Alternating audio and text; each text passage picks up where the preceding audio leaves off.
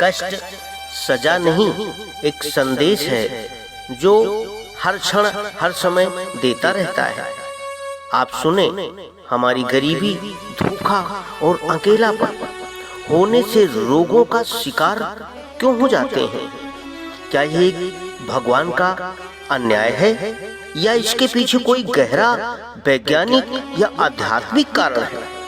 आइए आज हम जानते हैं कि हम सबको कष्ट क्यों आते हैं, हमारे सबके ऊपर क्यों आते हैं, कौन सा कष्ट है और किन कारणों से आता है, और हर एक कष्ट हमको संदेश दे करके जाता है। यदि हम पहले अपने शरीर के कष्ट की ही बात करें तो एक सुशील लड़की थी, उसका बच्चा, परिवार, सब पूरा खानदान था। सबकी सेवा खूब करना उसका काम था, लेकिन उसने अपनी दूसरे की सेवा के आगे स्वयं की सेवा, सेहत का ध्यान नहीं दिया। और कुछ दिन बाद तनाव और नींद का न पूरा होना, खान पान का ठीक न होना उसकी आदत बन गई। और कुछ ही दिनों में हुआ ये कि थायराइड, शुगर और हार्मोन्स की समस्या बन गई। लेकिन विज्ञान कहता है कि जो इनपुट हम देंगे वही आउटपुट मुझे मिलेगा। जीवन शैली खराब होगी तो शरीर जवाब देना शुरू कर ही देगा। अध्यात्म की ओर देखें तो शरीर आत्मा का वाहन है, और शरीर गड़बड़ हो जाता है तो चेतावनी आत्मा देने ही लगती है, नाना प्रकार की बीमारियों के रूप में। तो सोचे, ऐसा क्यों? जीवन की यात्रा को सही दिशा में ले जाना ही चाहिए। दूसरा, आत्मिक कष्ट की अगर हम बात करें, ये कष्ट तो एक सुशील नाम का एक लड़का, जो बड़ा मेहनती, ईमानदार, करवट था, जो एक खूब उसका बिजनेस, व्यापार, दुकान चलती थी। लेकिन कुछ समय में उसकी धीरे धीरे बिक्री कम पड़ गई। क्यों? पैसा टिकता नहीं, खर्च अधिक हो गया, पैसा आ रहा है और जा रहा है। एक दिन ये हुआ कि दुकान उसको बंद करना पड़ा। ये उसका एक कारण यही था कि गलत फाइनेंशियल का नतीजा, अगर विज्ञान की दृष्टिकोण से देखें तो ये गलत फाइनेंशियल के कारण और ये खर्च निवेश का ही परिणाम था जो उसको भुगतना पड़ा।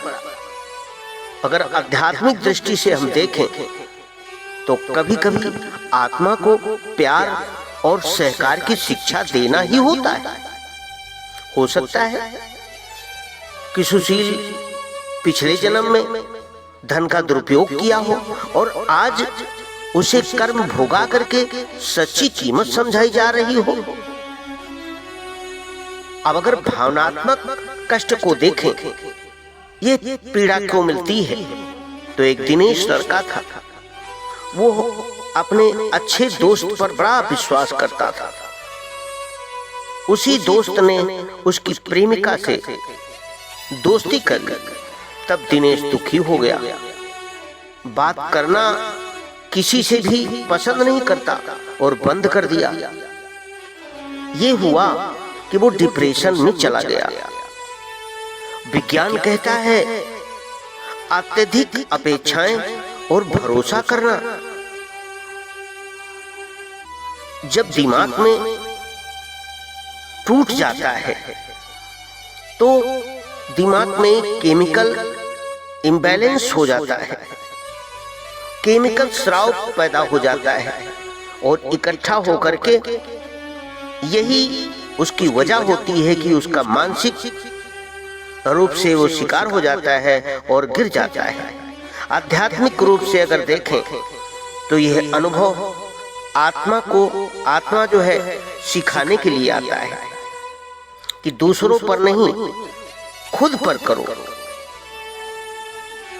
भरोसा करो, स्वयं पे करो, दूसरे पे नहीं। इस भीतर की शक्ति को पहचानो। यदि हम एक सामाजिक अपमान के कष्ट की बात करें तो एक प्रतिभा नाम की लड़की, जो बड़ी सुशील, बड़ी अच्छी, बोलने में सोचने और समझने में। लेकिन एक दिन ये हुआ कि वो मंच पर गई और बोलने में घबरा गई। बोलना उसने बंद कर दिया। जैसे ही बंद किया तो लोग देख करके बड़ी जोर से हंसने लगे और तालियां बजा दी। बस इतने में उसका आत्मविश्वास टूट गया। फिर दोबारा कभी भी मंच पर बोलने की कोशिश उसने की ही नहीं। लेकिन अब विज्ञान इसे कहता है कि जब मस्तिष्क बार बार एक निगेटिविटी अनुभव से गुजरता है, नकारात्मक के अनुभव से गुजरता है, तो एक उसको गंभीर बीमारी जन्म ले लेती है। अध्यात्म कहता है कि उस आत्मा को जानो, पहचानो, ये तभी ठीक हो सकता है और खुद को ही स्वीकार करो। एक कष्ट और सबसे बड़ा महत्वपूर्ण है जो मृत्यु के रूप में होती है। हर एक परिवार में होती है, हर एक व्यक्ति के ऊपर होती है। एक विशाल नाम का एक लड़का था, बड़ा छोटा ही था और छोटे के रूप में ही धीरे धीरे वो 10 साल का हुआ, 15 साल का कि वो उसके पिताजी खत्म हो गए। विशाल सोचने लगा कि ऐसा क्यों हुआ, क्या हुआ, भगवान ने हमारे ऊपर क्यों ऐसी हालत कर दी, और दुखी रहने लगा। उसको कष्ट मिलने लगा मानसिक रूप से। विज्ञान कहता है कि मृत्यु तो जीवन का एक हिस्सा है, लेकिन जब हमें मानसिक रूप से हम तैयार नहीं होते हैं तो वही दुख सोचने और समझने की शक्ति को ही खत्म कर देता है। आध्यात्मिक दृष्टिकोण से अगर देखें तो मृत्यु हमें सिखाती है कि ये संसार मोह माया छोड़ करके आत्मा की यात्रा में चलने की प्रेरणा देती है। हर एक कष्ट कोई न कोई देता नहीं है, बल्कि संदेश देता है। कष्ट मिलता नहीं है, संदेश मिलता है। बीमारियां आती हैं और जाती हैं, लेकिन ये शिक्षा देती हैं कि इस स्वास्थ्य के मूल्य को समझो, कितना मूल्यवान है ये स्वास्थ्य जिसको हम बर्बाद करते हैं। गरीबी सिखाती है कि संतोष करना सीखो। धोखा सिखाती है आत्मनिर्भरता करना सीखो। और मृत्यु सिखाती है वैराग्य और आत्मा की सच्चाई क्या है। कष्ट, रोग, दुख आए तो क्या करो?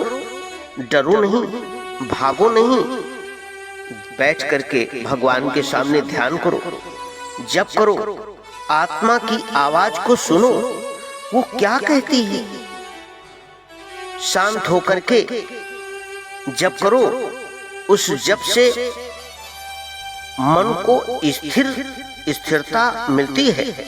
ओम भूर्भुवः स्वः तत्सवितुर्वरेण्यं भर्गो देवस्य धीमहि धियो यो नः प्रचोदयात्। इस तरह से जप करते हुए, सूर्य भगवान का ध्यान करते हुए उसको पहचानो और दूसरे की सेवा करो।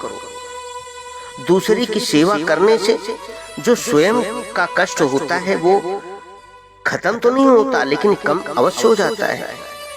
ये कष्ट जो मिलते हैं ये दुश्मन नहीं है हमारे, बल्कि ये गुरु हैं जो हमको प्रेरणा देते हैं।